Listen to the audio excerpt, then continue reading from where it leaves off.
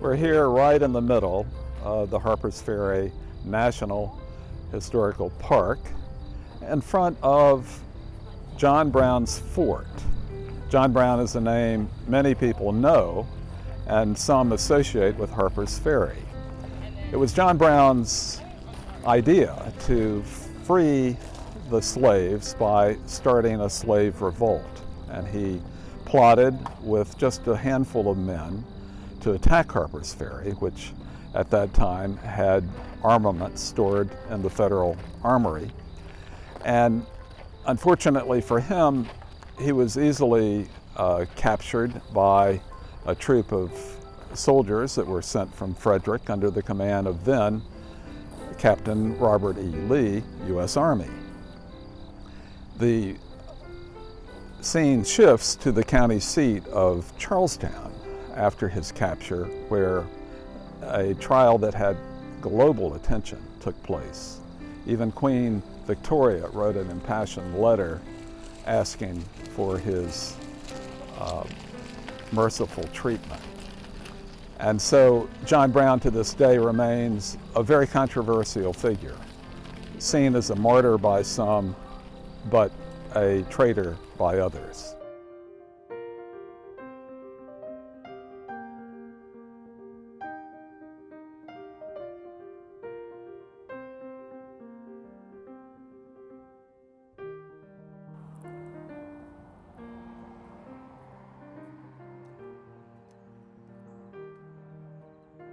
I am in the gazebo, which is the only surviving structure of an amusement park that is just a few hundred yards north of here in the Potomac River. It's literally right in the middle.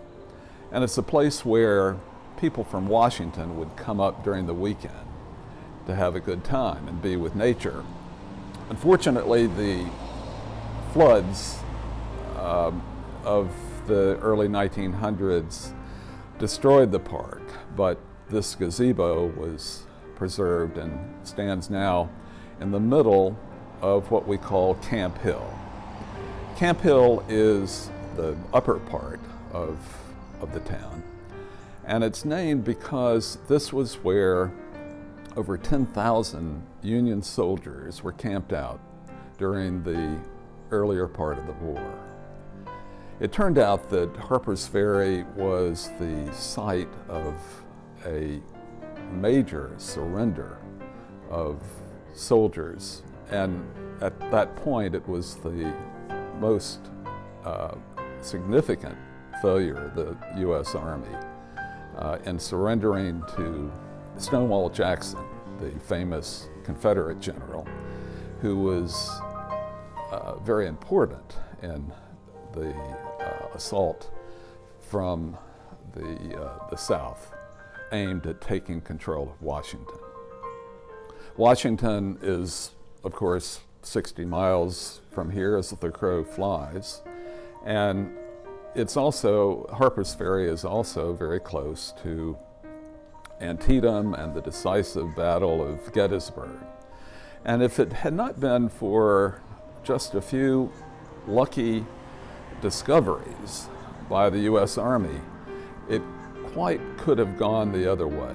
In other words, the South could have captured Washington, and this could have led to the permanent division of the United States. It's an amazing chapter in the history of the country, and it was right here in Harpers Ferry.